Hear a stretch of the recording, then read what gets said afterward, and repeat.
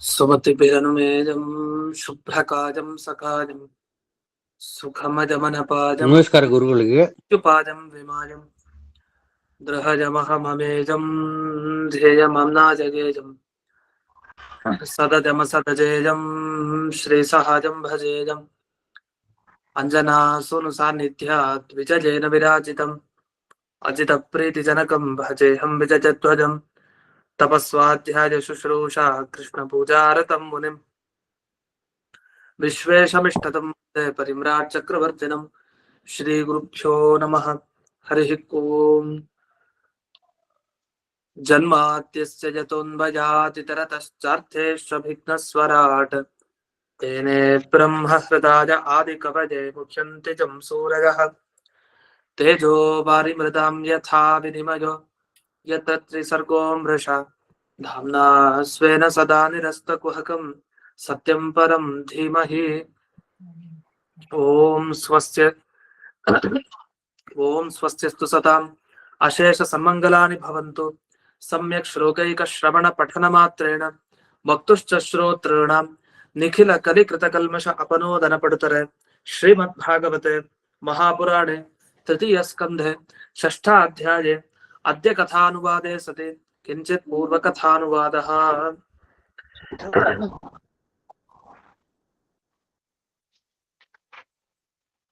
ಇಲ್ಲಿವರೆಗೆ ದೇವತೆಗಳು ಪರಮಾತ್ಮನನ್ನೇ ಪ್ರಾರ್ಥನೆ ಮಾಡ್ತಾ ಇದ್ದಾರೆ. ಯಾಕೆ ದೇವರ ಬಿಟ್ಟು ಯಾರು ಸಿಗ್ಲಿಲ್ವಾ, ಯಾಕೆ ದೇವರನ್ನೇ ಇವರು ಪ್ರಾರ್ಥನೆ ಮಾಡ್ತಾ ಇದ್ದಾರೆ ಅಂದಾಗ ಆ ಪ್ರಶ್ನೆಗೆ ಉತ್ತರ ಕೊಡ್ಲಿಕ್ಕೆ ಈ ಮುಂದಿನ ಶ್ಲೋಕ ಹೊರಟಿದೆ. 28ನೇ ಶ್ಲೋಕ. ತ್ವಂ ನ ಸುರಾಣಾಂ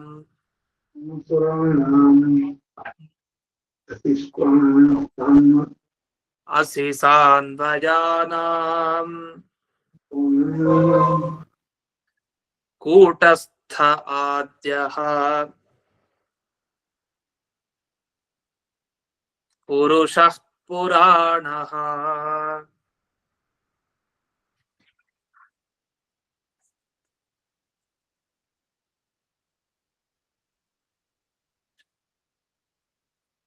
ತ್ವಂ ದೇವ ಶಕ್ತ್ಯಾಂ ಗುಣಕರ್ಮಯೋನೌ ರೇತಸ್ತ್ವಜಾಯಾಂ ಕವಿರಾದಧೇಜಃ.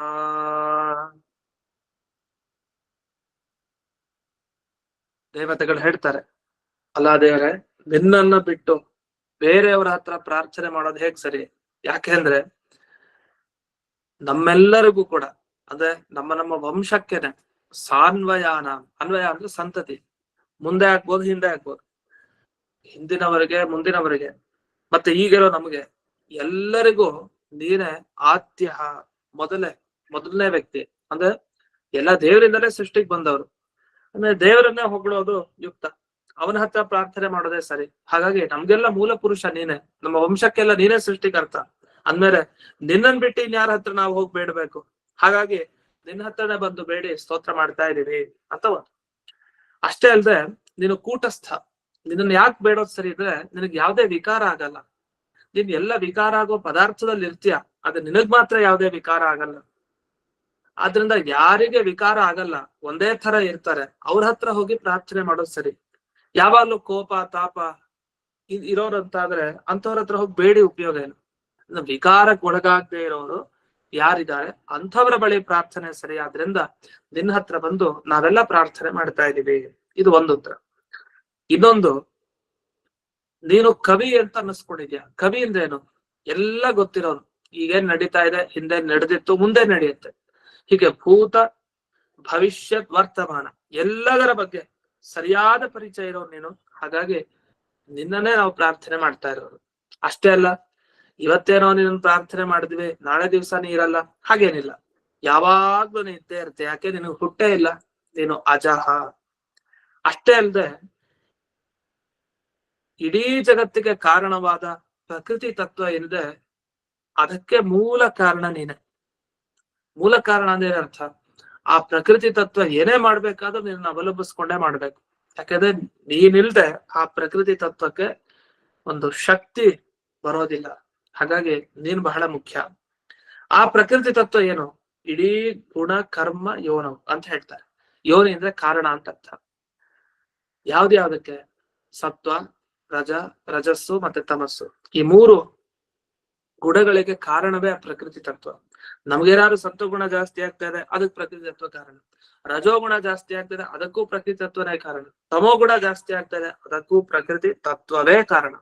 ಹೀಗೆ ಎಲ್ಲಾ ಗುಣಗಳಿಗೆ ಕಾರಣ ಪ್ರಕೃತಿ ತತ್ವ. ನಾವು ಮಾಡೋ ಪ್ರತಿಯೊಂದು ಕರ್ಮ, ಅದು ಪುಣ್ಯ ಆಗ್ಬಹುದು, ಪಾಪ ಆಗ್ಬಹುದು. ಅಂತ ಪುಣ್ಯ ಪಾಪಗಳನ್ನ ಕೊಡುವಂತಹ ಕರ್ಮಗಳನ್ನ ಪುಣ್ಯ ಪಾಪ ಅಂತ ಕರೀತಾರೆ. ಆ ಪುಣ್ಯ ಪಾಪಗಳಾಗ್ಲಿ, ಇನ್ಯಾವುದೇ ಕರ್ಮಗಳಾಗ್ಲಿ, ಉದಾಸೀನ ಕರ್ಮ, ಈ ಕಡೆ ಪುಣ್ಯನೂ ಬರ್ದೇ ಇರೋ ಹಾಗೆ ಪಾಪನೂ ಬರ್ದೇ ಇರೋ ಹಾಗೆ ಒಂದು ಕರ್ಮ ಅಂತಿಲ್ಲ. ಏನೋ ಒಂದು ಪಾಪ ಅದಕ್ಕೆ ಬರ್ಲೇಬೇಕು, ಸುಮ್ನೆ ಇದ್ದು ಮಾಡಿದ್ರು ಕೂಡ. ಅಂತ ಯಾವುದೇ ಕರ್ಮ ಇದ್ರೂ ಅದಕ್ಕೆ ಕಾರಣ ಪ್ರಕೃತಿ ತತ್ವನೇ. ಯಾಕೆ? ಪ್ರಕೃತಿ ಇಲ್ದೇನೆ, ದೇಹ ಇಲ್ದೇನೆ ನಾವ್ ಯಾವುದೇ ಕರ್ಮವನ್ನು ಮಾಡ್ಲಿಕ್ಕೆ ಸಾಧ್ಯ ಇಲ್ಲ. ಅಂಥ ಪ್ರಕೃತಿ ತತ್ವದಲ್ಲಿ ನೀನು ಸೃಷ್ಟಿ ಮಾಡ್ಲಿಕ್ಕೋಸ್ಕರ ನಿನ್ನ ವೀರ್ಯವನ್ನ, ರೇತಸ್ಸು ಅಂತ ಏನ್ ಕರೀತಾರೆ, ರೇಪಃ ಆತಥೆ, ಅದನ್ನ ನೀನು ಆ ಪ್ರಕೃತಿ ತತ್ವದಲ್ಲಿ ಇಟ್ಟಿದೀಯ. ಅಂದ್ರೆ ಅಭಿಪ್ರಾಯ, ಪ್ರಕೃತಿ ತತ್ವದಿಂದಲೇ ಇಡೀ ಜಗತ್ತು ಬಂದಿರೋದು, ಪ್ರಕೃತಿ ತತ್ವದಿಂದಲೇ ಎಲ್ಲ ದೇವತೆಗಳಿಗೆ ದೇಹ ಲಾಭ ಆಗಿರೋದು. ಹೀಗೆಲ್ಲ ಇದ್ದಾಗ ಎಲ್ಲರಿಗೂ ತಂದೆ ಯಾರು? ಹಾಗಾದ್ರೆ ಭಗವಂತನೇ ತಂದೆ. ಅವನೇ ಲಕ್ಷ್ಮೀ ದೇವಿಯ ಮುಖಾಂತರ ಇಡೀ ಜಗತ್ತನ್ನ ಸೃಷ್ಟಿ ಮಾಡಿದ್ದಾನೆ. ಆದ್ರಿಂದ ಎಲ್ಲ ದೇವತೆಗಳು ತಾವು ಈ ಪ್ರಕೃತಿ ತತ್ವದ ಅಧೀನವಾಗಿರೋದ್ರಿಂದ ಎಲ್ಲ ದೇವತೆಗಳಿಗೂ ಪರಮಾತ್ಮ ಏನಾದ ತಂದೆ ಸ್ಥಾನಕ್ಕೆ ಬಂದ. ಅಂದ್ಮೇಲೆ ತಂದೆಯಾದವನ್ ಬಿಟ್ಟು ಇನ್ಯಾರ ಹತ್ರ ಪ್ರಾರ್ಥನೆ ಮಾಡೋದು? ಹಾಗಾಗಿ ತಂದೆಯಾದ ನಿನ್ನ ಬಳಿನ ನಾವು ಪ್ರಾರ್ಥನೆ ಮಾಡ್ತಾ ಇದೀವಿ ಅಂತ ಇದು ಅರ್ಥ. ಅಲ್ಲ, ತಂದೆ ಅಂತಂದ್ರೆ ಒಂದು ಪ್ರಶ್ನೆ ಬರುತ್ತೆ. ಯಾಕೆಂದ್ರೆ ಲೋಕದಲ್ಲಿ ತಂದೆನೂ ಕೂಡ ವಿಕಾರಗೊಂಡೇ ಸೃಷ್ಟಿಯಾಗಿರೋದು. ಅಂದ್ರೆ ಅಭಿಪ್ರಾಯ, ಮಗನಿಗೆ ತಂದೆ ಕಾರಣ, ತಂದೆಗೆ ಅವನ್ ತಂದೆ ಕಾರಣ, ಅವನ ತಂದೆ ಅವನಿನ್ನೊಬ್ಬ. ಹೀಗೆ ಪಿತುರಪಿ ದೇಹ ರೂಪೇಣ ವಿಕಾರ ದೃಷ್ಟೇ, ತಂದೆಗೂ ಕೂಡ ದೇಹ ರೂಪದಿಂದಲೇ ವಿಕಾರ ಕಂಡಿದೆ ಅಲ್ಲ. ಹಾಗಾಗಿ ಅವನ ವಿಕಾರ ನಾವು ಅಂತಂದ್ರೆ ಹಾಗಲ್ಲ. ಭಗವಂತನಿಗೆ ಯಾರ ವಿಕಾರತ್ವವೂ ಕೂಡ ಇಲ್ಲ. ಯಾರ ವಿಕಾರವೂ ಭಗವಂತ ಅಲ್ಲ. ಅವನ ಮುಂಚೆ ಯಾರು ಇರ್ಲಿಲ್ಲ, ಅವನೇ ಕೊನೆ ಅಷ್ಟೇ. ಅದರಿಂದ ಅವನಿಂದ ಇಡೀ ಜಗತ್ ಬಂತು ಹೊರತು ಅವನಿಗೆ ಯಾವುದೇ ರೀತಿ ದೇವದತ್ತನಂತೆ ಅಂದ್ರೆ ಸಾಮಾನ್ಯನಾದ ವ್ಯಕ್ತಿಯಂತೆ ಯಾವುದೇ ಒಂದು ಕರ್ಮಗಳು ಅಥವಾ ಗುಣಗಳು ಇರೋದಿಲ್ಲ ಅಂತ. ಹೀಗೆ ಭಗವಂತನ ಒಂದು ಈ ಸೃಷ್ಟಿ ಪ್ರಕ್ರಿಯೆಯನ್ನ ಇಲ್ಲಿ ಬಿಡಿಸಿದೆ. ಆದ್ರಿಂದ ಲಕ್ಷ್ಮಿ ಅಂದ್ರೆ ಪ್ರಕೃತಿ ತತ್ವ ಆಗದೆ, ಭಗವಂತನಾದ ನೀನಾಗ್ಲಿ ನಮ್ಗೆಲ್ಲ ತಂದೆ ತಾಯಿಯ ಸ್ಥಾನದಲ್ಲಿ ಇದ್ದೀರಿ. ಹಾಗಾಗಿ ನಾವು ನಿಮಗೇನ್ ಬೇಕೋ ಅಂತ ಬ್ರಹ್ಮಾಂಡ ಸೃಷ್ಟಿ ಮಾಡ್ಲಿಕ್ಕೆ ನಮ್ಗೆ ಆಗ್ತಾ ಇಲ್ಲ, ನಮ್ಗ್ ಶಕ್ತಿ ಇಲ್ಲ. ಹಾಗಾಗಿ ಅದಕ್ ಬೇಕಾದ ಜ್ಞಾನವನ್ನು ನಮಗೆ ನೀಡಿ ಅಂತ ಹೇಳಿ ತತ್ವಾಭಿಮಾನಿ ದೇವತೆಗಳೆಲ್ಲ ಈ ಮುಂದಿನ ಶ್ಲೋಕದ ಮುಖಾಂತರ ಪ್ರಾರ್ಥನೆ ಮಾಡ್ಕೊಳ್ತಾರೆ. ಅಂತೂ ಇಲ್ಲಿವರೆಗೆ ಮೈತ್ರೇಯರು ವಿದುರರಿಗೆ ಇವೆಲ್ಲ ಉಪದೇಶ ಕೊಡ್ತಾ ಇದ್ದಾರೆ. ಇಷ್ಟೆಲ್ಲ ಉಪದೇಶ ಕೊಟ್ಟಿದ್ದನ್ನ ಇಲ್ಲಿ ಶುಕಾಚಾರ್ಯರು ಪರೀಕ್ಷಿತ್ ರಾಜನಿಗೆ ಹೇಳ್ತಾ ಇದ್ದಾರೆ ಅಂತ ಹೇಳಿ ಸೂತ ಪುರಾಣಿಕರು ಶೌನಕರಿಗೆಲ್ಲ ತಿಳಿಸ್ತಾ ಇದ್ದಾರೆ. ಹಾಗಾದ್ರೆ 3 ಜನರ ಸಂವಾದ. ವಿದುರ ಅಲ್ಲಿ ಮೈತ್ರೇಯರ ಬಳಿ ಕೇಳ್ತಾ ಇದ್ದಾರೆ, ಈ ಕಡೆ ಶುಕ ಮುನಿಯ ಬಳಿ ಪರೀಕ್ಷಿತ್ ರಾಜ ಕೇಳ್ತಾ ಇದ್ದಾನೆ, ಈ ಕಡೆ ಸೂತ ಪುರಾಣಿಕರ ಬಳಿ ಶೌನಕರೆಲ್ಲ ಕೇಳ್ತಾ ಇದ್ದಾರೆ. ಕೊನೆಗೆ 29ನೇ ಶ್ಲೋಕ. ಇಲ್ಲಿಗೆ ಈ 3ನೇ ಸ್ಕಂದದ 6ನೇ ಅಧ್ಯಾಯ ಮುಕ್ತಾಯ ಆಗತ್ತೆ ಇವತ್ತಿಗೆ. 7ನೇ ಅಧ್ಯಾಯ ಇವತ್ತೇ ಪ್ರಾರಂಭ ಆಗತ್ತೆ. ಕೊನೆಯ ಶ್ಲೋಕವನ್ನು ನೋಡೋಣ, 29ನೇದು. ತಥೋ ವಯಂ ಸತ್ ಪ್ರಮುಖಾಯದರ್ಥೇ ಬಭೂವಿಮಾತ್ಮನ್ ಕರವಾಮ ಕಿಂ ತೇ ತ್ವಂ ನ ಸಚಕ್ಷುಃ ಪರಿದೇಹಿ ಶಕ್ತಾ ದೇವಕ್ರಿಯಾರ್ಥೇ ಯದನುಗ್ರಹೇಣ. ಆತ್ಮನ್ ಅಂತ ಕರೀತಾರೆ. ಸ್ವಾಮಿಯೇ, ನಾವೆಲ್ಲ ಪ್ರಕೃತಿ ತತ್ವದಿಂದ ಬಂದಿದ್ದೀವಿ. ನಾವೆಲ್ಲ ಪ್ರತಿಯೊಂದು ತತ್ವಗಳಿಗೆ ಅಭಿಮಾನಿ ದೇವತೆಗಳಾಗಿದ್ದೀವಿ. ವಸ್ತುತಃ ನಾವೆಲ್ಲ ಸೃಷ್ಟಿಗೆ ಬಂದಿದ್ದೀವಿ, ಇದಕ್ಕೆ ಬ್ರಹ್ಮಾಂಡ ಸೃಷ್ಟಿ ಆಗ್ಬೇಕಾಗಿದೆ. ಅದನ್ನ ನಮಗೆ ಜವಾಬ್ದಾರಿಯನ್ನ ಹೊರಿಸಿ ನೀನು ಮಾಡ್ಬೇಕು ಅಂತಿದೆ. ಹಾಗಾಗಿ ನಮ್ಮನ್ನೆಲ್ಲ ಸೃಷ್ಟಿ ಮಾಡಿದ್ಯಾ. ಆ ಪ್ರಕೃತಿ ತತ್ವದಿಂದ ನಾವೆಲ್ಲ ಬಂದಿದ್ದೀವಿ. ನಿನಗೇನ್ ಮಾಡ್ಬೇಕು ನಾವು ಅಂತ ಹೇಳಿ ದೇವತೆಗಳು ಭಗವಂತನ ಹತ್ರ ಆತ್ಮನ್ ಸ್ವಾಮಿ ತಿಳಿಸ್ಬೇಕು ಅಂತ ಕೇಳ್ಕೊಡ್ತಾ ಇದ್ದಾರೆ. ಯಾಕೆಂದ್ರೆ ನಹ ಸಹತ್ವಂ, ನಾವೆಲ್ಲ ಶಕ್ತಿವಂತರಲ್ಲ, ನಾವ್ ಒಬ್ಬೊಬ್ರು ಮಾಡ್ಲಿಕ್ಕಂತೂ ಶಕ್ತರೇ ಅಲ್ಲ. ಸೇರಿ ಮಾಡೋಣ ಅಂತ ಎಲ್ರು ಸೇರ್ಕೊಂಡು ಬ್ರಹ್ಮಾಂಡ ಸೃಷ್ಟಿಗೆ ಹೊರಟ್ವಿ, ಆದ್ರೆ ಅದು ನಮ್ ಕೈಲಿ ಆಗ್ತಾ ಇಲ್ಲ. ಆದ್ರಿಂದ ಎಲ್ಲರಿಗೂ ಶಕ್ತಿಯನ್ನು ನೀಡೋ ನಿನ್ನ ಹತ್ರ ನಾವು ಬಂದಿದ್ದೇವೆ. ಅಷ್ಟೇ ಅಲ್ಲ, ಸ್ವತಂತ್ರ ವ್ಯಕ್ತಿ, ನಿನಗೆ ಯಾರ ಅಪೇಕ್ಷೆನೂ ಇಲ್ಲ. ಹಾಗಾಗಿ ಚಕ್ಷುಹು, ಚಕ್ಷುಸ್ ಅಂದ್ರೆ ಕಣ್ಣು ಅಂತ ಅರ್ಥ. ಇಲ್ಲಿ ದೃಷ್ಟಿ ಅಂದ್ರೆ ಜ್ಞಾನ, ಒಳ್ಳೆ ಜ್ಞಾನವನ್ನ ನಮಗೆ ಕರುಣಿಸು. ಯಾಕೆಂದ್ರೆ ಈ ಬ್ರಹ್ಮಾಂಡ ಸೃಷ್ಟಿ ಮಾಡ್ಬೇಕು ಅಂದ್ರೆ ಸರಿಯಾದ ಜ್ಞಾನ ಬೇಕು. ಏನ್ ಮಾಡ್ಬೇಕು, ಯಾವ್ದ್ರಿಂದ ಎಷ್ಟು ಸಾಧ್ಯ ಆಗುತ್ತೆ ಚಂದ ಗೊತ್ತಿರ್ಬೇಕು ಇಡೀ ಬ್ರಹ್ಮಾಂಡವನ್ನ ಸೃಷ್ಟಿ ಮಾಡ್ಬೇಕು ಅಂದ್ರೆ. ಹಾಗಾಗಿ ಅಸ್ವತಂತ್ರರಾದ ನಮಗೆ ಆ ಚಕ್ಷುರ್ಜ್ಞಾನವನ್ನ ಅಂದ್ರೆ ವಿಶಿಷ್ಟವಾದ ಬ್ರಹ್ಮಾಂಡ ನಿರ್ಮಾಣಕ್ಕೆ ಬೇಕಾದ ಜ್ಞಾನವನ್ನ ಕೊಟ್ಟು ಅನುಗ್ರಹಿಸು ಅಂತ ಹೇಳಿ ಇಲ್ಲಿವರೆಗೆ ದೇವತೆಗಳು ತಾವು ಪ್ರಾರ್ಥನೆ ಮಾಡಿದ ಕ್ರಮವನ್ನ ಇಲ್ಲಿ ತಿಳಿಸಿದ್ರು. ಇಲ್ಲಿ ಒಂದು ಶಬ್ದವನ್ನ ಭಾಗವತಲ್ಲಿ ಹಾಕಿದ್ದಾರೆ. ಅದಕ್ಕೆ ಆಚಾರ್ಯರು ಸತ್ ಪ್ರಮುಖ ಅಂದ್ರೆ ಮಹದಾದಯ ಅಂತ ಬಿಡಿಸಿದ್ದಾರೆ. ಯಾಕೆ ಬಿಡಿಸಿದ್ದಾರೆ ಹೀಗೆ ಅಂದ್ರೆ ಇದರ ಹಿಂದೆ ಸ್ವಾರಸ್ಯ ಇದೆ. ಕೆಲವರು ಸತ್ ಪ್ರಮುಖ ಅನ್ನೋ ಶಬ್ದಕ್ಕೆ ಅರ್ಥ ಮಾಡಿದ್ದಾರೆ. ಹೇಗೆ, ಸಾತ್ವಿಕ ಅಹಂಕಾರಕ್ಕೆ ಸತ್ ಪ್ರಮುಖ ಅಂತ ಕರೀತಾರೆ.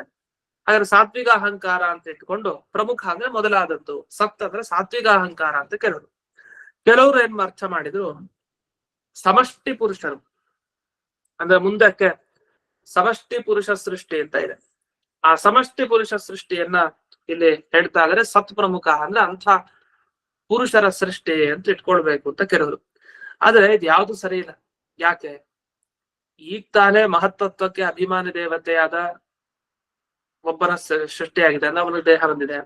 ಹಾಗೆ ಪ್ರತಿಯೊಂದು ಕೂಡ ಯಾವ ತತ್ವಗಳಿದೆ ಅದಕ್ಕೆ ಅಭಿಮಾನಿ ದೇವತೆಗಳಿಗೆ ದೇಹ ಬಂದಿದೆ ಅಷ್ಟೇ. ಆದ್ರಿಂದ ಮುಂದೆ ಪುರುಷ ಸೃಷ್ಟಿ ಅಂತ ಇನ್ನೂ ಆಗ್ಬೇಕಾಗಿದೆ, ಇನ್ನು ಈಗಾಗಿಲ್ಲ. ಈಗ ಇನ್ನು ದೇವತೆಗಳು ದೇವರ ಹತ್ರ ಸ್ತೋತ್ರ ಮಾಡ್ತಾ ಇದ್ದಾರೆ. ಆದ್ರಿಂದ ಈ ಸಂದರ್ಭದಲ್ಲಿ ಸತ್ಪ್ರಮುಖ ಅಂದ್ರೆ ಮಹದಾದಿ ತತ್ವಗಳನ್ನು ತಗೊಂಡು ಅದಕ್ಕೆ ಅಭಿಮಾನಿ ದೇವತೆಗಳನ್ನು ತಗೊಳ್ಳೋದೇ ಸರಿ ಅಂತ ಒಂದು ವ್ಯಾಖ್ಯಾನ. ಇದನ್ನ ಆಚಾರ್ಯರು ತಿಳಿಸಿದ್ದಾರೆ. ಅಷ್ಟೇ ಅಲ್ದೇನೆ ಇಲ್ಲಿ ಸತ್ ಅನ್ನೋ ಶಬ್ದಕ್ಕೆ ಏನರ್ಥ, ಸತ್ತ ಅಂದ್ರೆ ಕಾರ್ಯವಾದದ್ದನ್ನ ಸತ್ಯ ಅಂತ ಹೇಳ್ತಾರೆ. ಅಂದ್ರೆ ಯಾವುದು ಮತ್ತೊಂದರ ಕಾರ್ಯ. ಉದಾಹರಣೆಗೆ ಪ್ರಕೃತಿ ತತ್ವ ಏನಾಯ್ತು, ಮಹತ್ತತ್ವ ಆಯ್ತು. ಮಹತ್ತತ್ವ ಏನಾಯ್ತು, ಅಹಂಕಾರ ತತ್ವ ಆಗಿ ಬದಲಾಯ್ತು. ಅಂದ್ರೆ ಒಂದರ ಕಾರ್ಯ ಇನ್ನೊಂದು, ಒಂದರಿಂದ ಇನ್ನೊಂದು ಹುಟ್ಟುತ್ತಾ ಇರುತ್ತೆ. ಇಲ್ಲಿ ಸತ್ತ ಅನ್ನೋದಕ್ಕೆ ಕಾರ್ಯ ಆದ್ರಿಂದ ಅರ್ಥವನ್ನ ಇಟ್ಕೊಂಡಾಗ ಮಹತಃ ಅಂದ್ರೆ ಮಹತ್ತತ್ವ ಏನಾಗಿದೆ, ಅದೇ ಮೊದಲನೇ ಕಾರ್ಯ. ಪ್ರಕೃತಿ ತತ್ವದಿಂದ ಹೊರಗೆ ಬಂದಿದ್ದೇ ಮೊದಲು ಬ್ರಹ್ಮದೇವರ ಶರೀರ ಮಹತ್ತತ್ವ. ಆದ್ರಿಂದ ಮಹತ್ತತ್ವ ಬಹಳ ಮುಖ್ಯ. ಆದ್ರಿಂದ ಸತ್ ಅನ್ನೋ ಶಬ್ದದಿಂದ ಪ್ರಮುಖ ವಸ್ತು, ಹುಟ್ಟುವಂತ ವಸ್ತುಗಳಲ್ಲಿ ಯಾವುದು ಅದು ಮಹತ್ತತ್ವ. ಅದನ್ನ ಇಲ್ಲಿ ಸತ್ ಅನ್ನೋ ಶಬ್ದದಿಂದ ತಗೊಂಡು ಪ್ರಮುಖ ಅಂದ್ರೆ ಅನೇಕ ಅಂತ ಹೀಗೆ ಅರ್ಥವನ್ನ ಮಾಡಿದ್ದಾರೆ. ಹೀಗೆ ಇಲ್ಲಿವರೆಗೆ ಈ ಭಾಗವತದ 3ನೇ ಸ್ಕಂಧದ 6ನೇ ಅಧ್ಯಾಯ ಮುಕ್ತಾಯ ಆಗಿದೆ. ಇನ್ನು ಮುಂದಕ್ಕೆ 7ನೇ ಅಧ್ಯಾಯಕ್ಕೆ ಹೋಗೋಣ. 7ನೇ ಅಧ್ಯಾಯದಲ್ಲಿ ಏನ್ ಹೇಳ್ತಾರೆ ಅಂದ್ರೆ ಒಂದು ಬ್ರಹ್ಮಸೂತ್ರ ಇದೆ. ಓಂ ತದನನ್ಯತ್ವಂ ಆರಂಭಣ ಶಬ್ದಾದಿಭ್ಯ ಓಂ ಅಂತ. ಈ ಬ್ರಹ್ಮಸೂತ್ರ ನಮಗೆ ಇಲ್ಲಿ 2ನೇ ಅಧ್ಯಾಯದಲ್ಲಿ ಸಿಗುತ್ತೆ. ನಮಗೆ ಆರಂಭಣಾಧಿಕರಣ ಅನ್ನೋ ಹೆಸರಿನಿಂದಲೇ ಪ್ರಸಿದ್ಧ ಅದು. ಆ ಬ್ರಹ್ಮಸೂತ್ರದಲ್ಲಿ ಯಾವ ವಿಷಯದ ಬಗ್ಗೆ ಹೇಳ್ತಾರಲ್ಲ ಆ ವಿಷಯವನ್ನ ಈ ಅಧ್ಯಾಯದಲ್ಲಿ ಅಂದ್ರೆ 7ನೇ ಅಧ್ಯಾಯದಲ್ಲಿ ವಿಸ್ತಾರವಾಗಿ ತಿಳಿಸ್ತಾರೆ. ಅಂದ್ರೆ ಭಾಗವತ ಅಂದ್ರೆ ಅದು ಸುಧಾ, ಅನುವ್ಯಾಖ್ಯಾನ, ಬ್ರಹ್ಮಸೂತ್ರ ಇದಕ್ಕೆ ಸಂಬಂಧಪಟ್ಟಿರೋದು. ಎಷ್ಟು ಸಲ ನಮ್ಗೆ ಆಯಾಯ ವಿಷಯಗಳಲ್ಲಿ ಬರುತ್ತೆ. ಹಾಗೆ ಅಲ್ಲಿ ವಿಷಯಗಳು ಬಂದ್ರೆ ಭಾಗವತಲ್ಲಿ ಬಂದಿದೆಯಲ್ವಾ ಅಂತ ಅನ್ಸುತ್ತೆ. ಆ ರೀತಿಯಲ್ಲಿ ವಿಶಿಷ್ಟವಾದ ಕ್ರಮದಲ್ಲಿ ಈ ಭಾಗವತದ ರಚನೆ. ಮೇಲ್ನೋಟಕ್ಕೆ ಕೃಷ್ಣನ ಮಹಿಮೆಗಳನ್ನ ಹೇಳಲಿಕ್ಕೆ ಹೊರಟಿದೆ ಅಂತ ಅನ್ನಿಸ್ಬೋದು, ಅಥವಾ ಇತರ ಅವತಾರಗಳ ಮಹಿಮೆಯನ್ನು ಹೇಳಲಿಕ್ಕೆ ಹೊರಟಿದೆ ಅಂತ. ಆದ್ರೆ ಅಷ್ಟೇ ಸೂಕ್ಷ್ಮವಾದ ವಿಷಯಗಳನ್ನ, ಶಾಸ್ತ್ರೀಯವಾದದ್ದನ್ನ ಹೇಳ್ತಾ ಹೋಗುತ್ತೆ. ಅಂತೂ ತದನನ್ಯತ್ವಂ ಆರಂಭಣ ಶಬ್ದಾದಿಭ್ಯ ಅಂದ್ರೆ ದೇವರ ಸೃಷ್ಟಿ ಅಂದ್ರೆ ಏನು, ದೇವರನ್ನ ಬಿಟ್ಟು ಈ ಜಗತ್ತು ಅಂತ ಒಂದು ಇಲ್ವೇ ಇಲ್ಲ, ದೇವರಿಂದ ಈ ಜಗತ್ತು ಆಗೇ ಇಲ್ಲ, ದೇವರೇ ಜಗತ್ತಾಗಿದ್ದು, ಹೀಗೆಲ್ಲ ಅರ್ಥವನ್ನ ಮಾಡ್ತಾರೆ.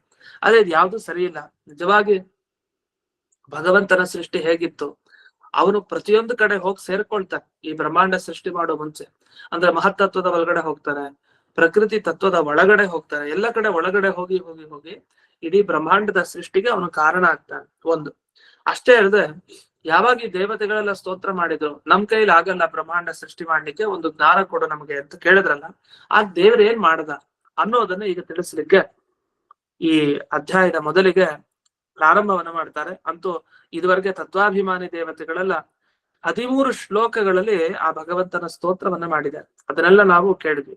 ಈಗ ಋಷಿರುವಾಚ ಮುಂದಕ್ಕೆ ವರ್ಣನೆ ಮಾಡ್ತಾ ಹೋಗ್ತಾ ಇದ್ದಾರೆ. ಏನ್ ಹೇಳ್ತಾರೆ ಅಂತ ನೋಡೋಣ. ಮೊದಲನೇ ಶ್ಲೋಕ, ಇತಿ ತಾಸಾಂ ಸ್ವಶಕ್ತೀನಾಂ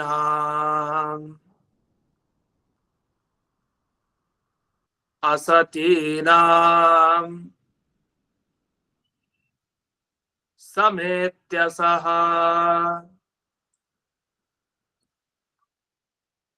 ಪ್ರಸುಪ್ತ ಲೋಕತಂತ್ರಾಣಾಂ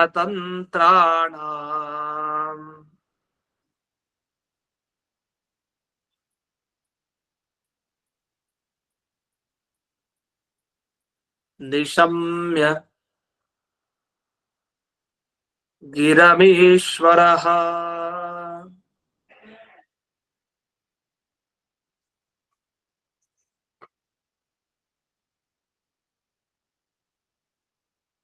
ಭಗವಂತ ಇಲ್ಲಿವರೆಗೆ ದೇವತೆಗಳ ಮಾತನ್ನ ಕೇಳಿದ.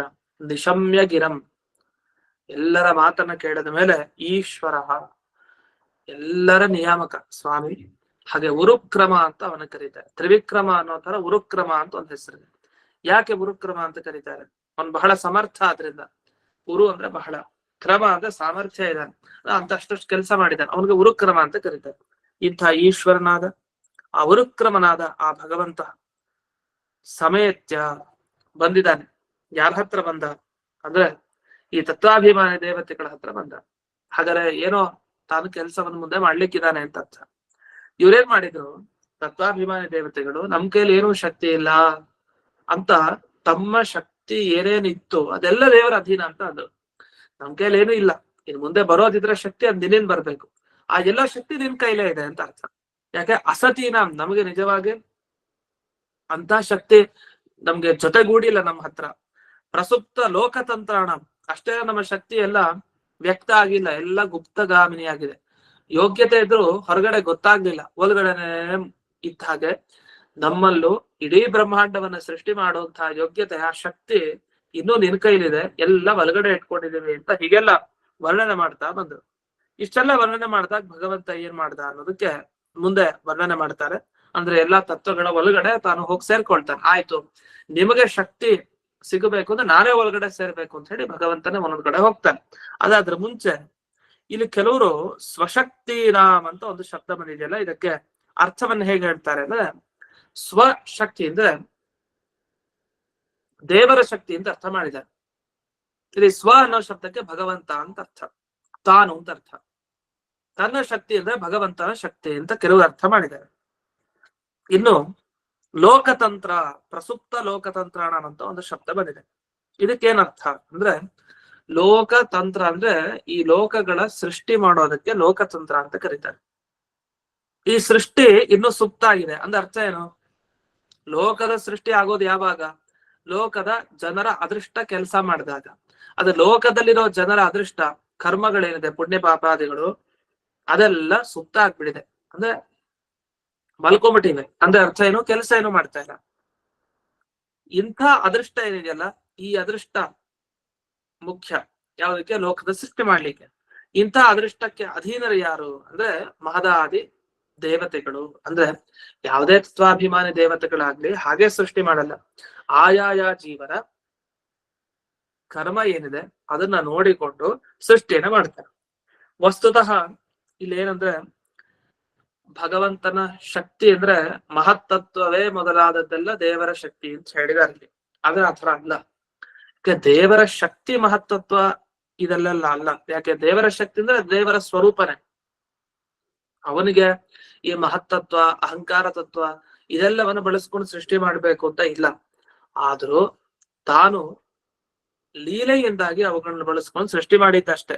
ಹಾಗಾಗಿ ಯಾವುದೇ ಒಂದು ಲೋಕ ಸೃಷ್ಟಿ ಆಗಲಿ, ಎಲ್ಲವೂ ಕೂಡ ಭಗವಂತನಲ್ಲಿ ಅದಕ್ಕೆ ಬೇಕಾದ ಶಕ್ತಿ ಅನ್ನೋದು ಇದ್ದೇ ಇದೆ. ಆದ್ರೆ ಮಹದಾದಿ ತತ್ವಗಳು ಅವನ ಅಧೀನವಾಗಿರುತ್ತೆ, ಅದನ್ನ ಒಪ್ಪೋಣ. ಹಾಗಂತ ಹೇಳಿ ಇಡೀ ಲೋಕ ಸೃಷ್ಟಿ ಮಹತ್ತತ್ವಾದಿಗಳಿಂದಲೇ ಆಗ್ಬೇಕು, ದೇವರ ಇದ್ರೂ ಕೂಡ ಆ ಮಹತ್ತತ್ವಾದಿಗಳು ಇಲ್ಲದೆ ಹೋದ್ರೆ ಆಗಲ್ಲ, ಹಾಗೇನಿಲ್ಲ. ಯಾವುದೇ ರೀತಿಯೂ ಅವಕಾಶ ಇಲ್ಲ. ಹಾಗಾಗಿ ಸೂಕ್ತವಾದ ಅದೃಷ್ಟಕ್ಕೆ ಮಹದಾದಿ ತತ್ವಗಳು ಅಧೀನ ಅಲ್ಲ. ಅಂದ್ರೆ ಯಾವುದೇ ಒಂದು ಮಹತ್ತತ್ವ ಆಗ್ಲಿ ಆಯಾಯ ಜೀವರ ಕರ್ಮ ನೋಡ್ಕೊಂಡು ಸೃಷ್ಟಿ ಮಾಡೋದು ಅಂತಿಲ್ಲ. ಅಷ್ಟೇ ಅಲ್ಲ, ಯಾವ ಅದೃಷ್ಟ ಕಾರ್ಯಕಾರಿಯಾಗುತ್ತೋ, ಅಂದ್ರೆ ಈಗ ಒಂದು ಪುಣ್ಯ ಇದೆ, ಆ ಪುಣ್ಯದಿಂದ ಒಬ್ಬನಿಗೆ ಸಿಗ್ಬೇಕು. ಅದ್ ಸಿಗ್ಬೇಕು ಅಂದ್ರೆ ಆಗ ಅದಕ್ಕೆ ತಕ್ಕ ಹಾಗೆ ತತ್ವಾಭಿಮಾನಿ ದೇವತೆಗಳು ಪ್ರೇರಣೆ ಮಾಡಿ ಅದನ್ನ ಕೊಡ್ಸೋ ಹಾಗೆ ಮಾಡ್ತಾರೆ, ಇಲ್ಲ ಅಂದ್ರೆ ಇಲ್ಲ. ಈ ರೀತಿಯಲ್ಲಿ ಕರ್ಮಾನುಗುಣವಾಗಿ ಮಹತ್ತತ್ವಾಭಿಮಾನಿ ದೇವತೆಗಳು ಅನೇಕರಿದ್ದಾರೆ. ಅವರೆಲ್ಲ ಆಯಾಯ ತತ್ವ ಅಭಿಮಾನಿ ದೇವತೆಗಳು ಆ ಎಲ್ಲ ಕೆಲಸವನ್ನ ಆ ಜೀವರ ಮುಖಾಂತರ ಮಾಡಿಸ್ತಾರೆ. ಹೀಗೆಲ್ಲ ಇದೆ. ಆದ್ರೆ ಇಲ್ಲಿ ಈ ಶಬ್ದಗಳಿಗೆ ಏನೇನು ಅರ್ಥ ಮಾಡಿದ್ದಾರೆ, ಈ ಅರ್ಥ ಯಾವುದು ಕೂಡ ಸರಿ ಇಲ್ಲ. ಅದನ್ನ ನಾವು ಪ್ರತಿಯೊಂದು ನಮ್ಮ ಪರವಾಗಿ ಅರ್ಥವನ್ನು ತಿಳ್ಕೊಂಡಾಗ ಇನ್ನೂ ಸ್ಪಷ್ಟವಾಗಿ ಆಗ ಅರ್ಥ ಆಗುತ್ತೆ. ಅದನ್ನ ನೋಡೋಣ. ಮೊದಲನೇದಾಗಿ ಭಾಗವತ ತಾತ್ಪರ್ಯದಲ್ಲಿ ಆಚಾರ್ಯರು ಒಂದು ಮಾತನ್ನ ಹೇಳ್ತಾರೆ. ಬ್ರಹ್ಮತರ್ಕದಲ್ಲಿ ಬಂದ ಮಾತು, ಶಕ್ಯತ್ವಾತ್ ಶಕ್ತಯೋ ವಿಷ್ಣೋ ಮಹದಾದ್ಯ ರಮಾ ತಥಾ ಸ್ವರೂಪ ಶಕ್ತಿ ಶಕ್ತಿತ್ವಾತ್ ಮುಖ್ಯ ಶಕ್ತಿರ್ಹಿ ಸಾಯತಃ ಅಂತ. ಅಂದ್ರೆ ಮಹತ್ತತ್ವ ಅಹಂಕಾರ ತತ್ವ ಇದೆಲ್ಲ ದೇವರ ಶಕ್ತಿ ಅಂದೇನರ್ಥ, ಅವೆಲ್ಲವೂ ದೇವರಿಗೆ ಅಧೀನ. ದೇವರ ಶಕ್ತಿ ಅಂದ್ರೆ ದೇವರನ್ನ ಬಿಟ್ಟು ಅವುಗಳಿಗೆ ಅಸ್ತಿತ್ವ ಇಲ್ಲ.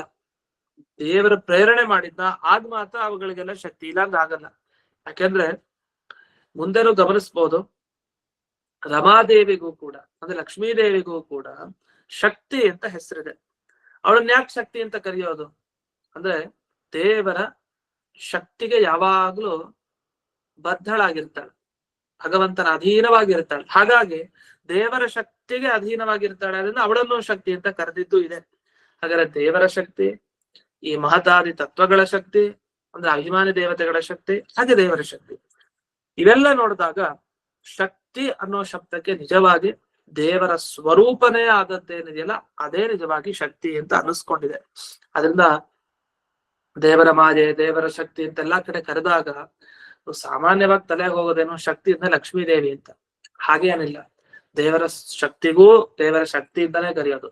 ಮಹದಾದಿ ತತ್ವಗಳ ಶಕ್ತಿಗೂ ಶಕ್ತಿನೇ. ಲಕ್ಷ್ಮೀ ದೇವಿಯ ಒಂದು ಶಕ್ತಿ ಸ್ವರೂಪ ಏನಿದೆ ಅದಕ್ಕೂ ಶಕ್ತಿ ಅಂತಾನೆ ಕರೆಯೋದು. ಆದ್ರೆ ಯಾವುದೇ ಶಕ್ತಿ ಆಗ್ಲಿ ಎಲ್ಲವೂ ಭಗವಂತನಿಗೆ ಅಧೀನ.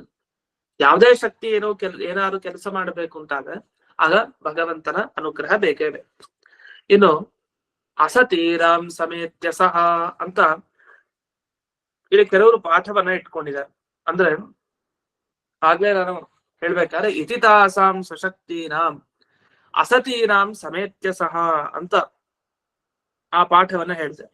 ಅದಕ್ಕೆ ಇವರು ಅರ್ಥ ಮಾಡ್ತಾರೆ, ಅಸತೀನಾಂ ಅನ್ನೋದು ಸರಿನಾ, ಸತೀನಾಂ ಅನ್ನೋದು ಸರಿನಾ, ಹೇಗೆ ಅಂತ. ಯಾಕಂದ್ರೆ ಅಸತೀನಾಂ ಸಮೇತ್ಯ ಸಹ ಅಂತ ಒಂದು ಪಾಠ, ಇನ್ನೊಂದು ಸತೀನಾಂ ಅಸಮೇತ್ಯ ಸಹ ಅಂತ ಒಂದು ಪಾಠ.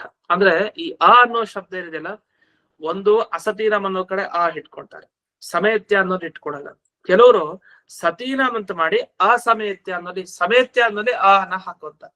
ಎಲ್ಲ ಆಕಾರ ಹಾಕೊಳ್ಬೇಕು ನಿಜವಾಗಿ ಅನ್ನೋದು ಬಹಳ ಮುಖ್ಯ. ಅಲ್ಲಿ ಪಾಠ ಅಪಪಾಠ ಅಂದ್ರೆ ಯಾವ್ದು ಸರಿ ಯಾವ್ದು ಅಪಪಾಠ ಯಾವ್ದು ಸರಿ ಇಲ್ಲ ಅನ್ನೋದರ ನಿರ್ಣಯ ಆಗಬೇಕು. ಇದೆಲ್ಲ ನಿರ್ಣಯ ಆಗಬೇಕು ಅಂತ ಆದ್ರೆ ಆ ಶಬ್ದಗಳಿಗೆ ಅರ್ಥವನ್ನ ಏನ್ ಹೇಳಿದಾಗ ನಮ್ಗೆ ಏನ್ ಅರ್ಥ ಸಿಗುತ್ತೆ ಅದನ್ನ ವಿಚಾರ ಮಾಡ್ಕೊಂಡ್ರೆ ಸಿಗತ್ತೆ. ಹೀಗೆ ಈ ಮೊದಲು ಬರುವಂತ ಈ ಅನೇಕ ಶ್ಲೋಕಗಳು ಬಹಳ ಶಾಸ್ತ್ರೀಯ ವಿಷಯಗಳನ್ನ ಹೇಳ್ತಾರೆ. ಅಂದ್ರೆ ಇದು ಬಹಳ ಅನುಭವಕ್ಕೆ ಬರೋದೇ ಇಲ್ಲ. ಕೆಲವು ವಿಷಯಗಳು ಅಷ್ಟು ಜಟಿಲ ಕಠಿಣವಾದ ವಿಷಯಗಳು ಇರುತ್ತೆ.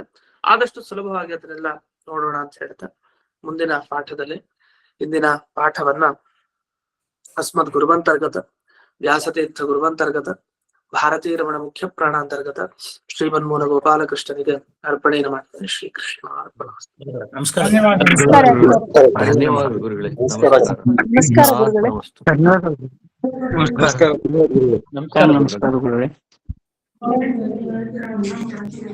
ಆಚಾರ್ಯ.